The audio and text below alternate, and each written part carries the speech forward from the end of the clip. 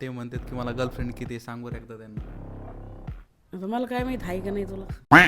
नमस्कार मंडळी, मी वैभव सराटे पाटील के जालना वैभव. आज ब्लॉग वगैरे नाही, आज फक्त क्वेश्चन आणि आन्सर आहे. तर चला मग चालू करूया.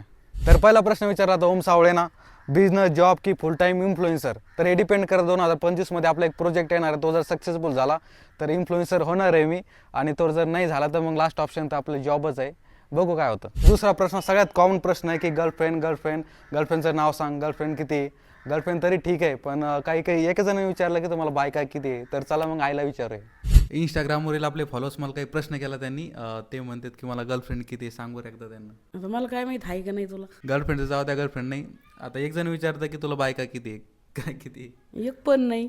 तर खूप लोकांचा प्रश्न आहे की दादा तुझं घर दाखव. जेव्हा आपल्या यूट्यूबवरती 1000 सबस्क्रायबर पूर्ण होईल तेव्हा घराची टूर देतो मी, त्याच्यामुळे लवकर सबस्क्राईब करा. तिसरा प्रश्न आहे की यूट्यूब पासून किती कमवता.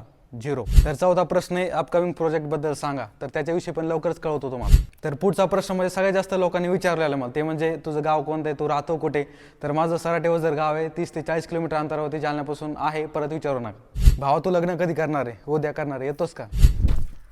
दादा तुमचं शिक्षण किती आहे. तर मी BCom ग्रॅज्युएट आहे, प्लस CS पण चालू आहे आपलं. डेअर कधी कंप्लीट करणार आहे. मी नाही करणार. बिग फॅन दादा, मी खूप मोठा फॅन आहे तुमचा.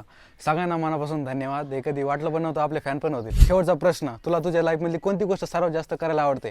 ओव्हर थिंकिंग करायला आवडते आणि व्हिडिओग्राफी. भेटूया पुढच्या व्हिडिओमध्ये.